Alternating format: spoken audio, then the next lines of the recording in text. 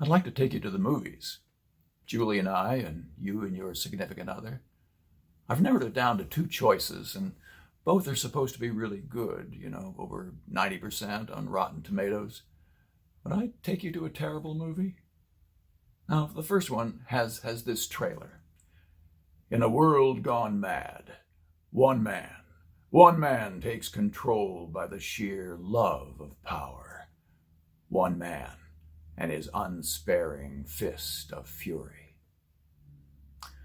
Now, the second one has this trailer.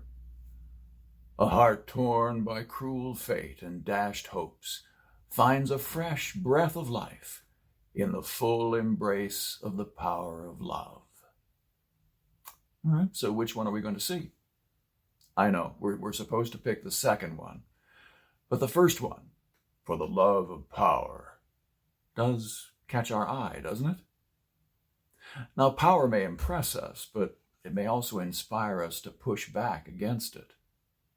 We exist as the United States of America because we pushed back against unreasonable power. And right now, in the protests all around us, we see a pushing back against the abuse of power. It can be that sometimes the pushing back itself becomes abusive and destructive. The pictures recently of police and National Guard troops asserting force against large crowds of people who object violently to the actions of some officers, it all gives us a chill. We wonder, is this it? Is this our future? Violent clashes as far as the eye can see?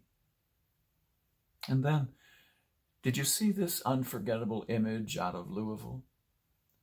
Lines of police officers dressed in full riot gear with their weapons, kneeling with the protesters and embracing them.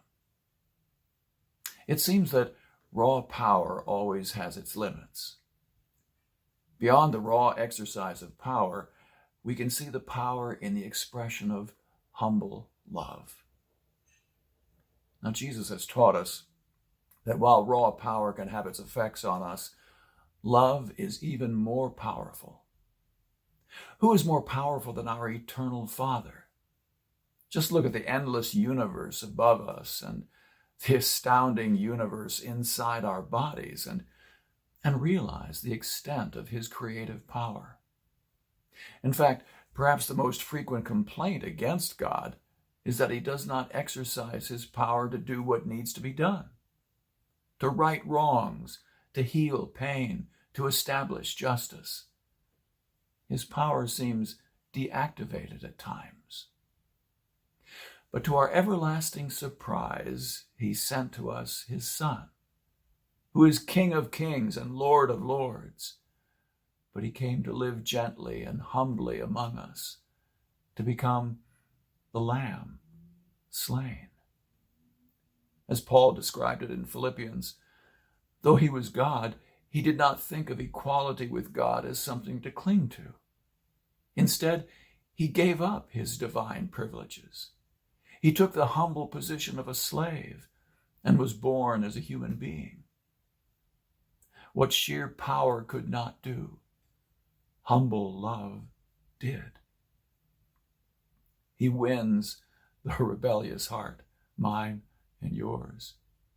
And so, when I find myself pushing against God and demanding that he do something, he who can do everything, he disarms me with his self-sacrificing love. I stop pushing, and that's truly powerful. That's how he shows his greatest power. I can understand those who push fiercely against wrong and injustice, and those who may push against me because of what I don't see and I don't understand. And rather than push back, I have a new response formed within me, formed by the Spirit of the all-powerful but humble God. I respond out of the power of his love, and I discover healing and transformation of me and you.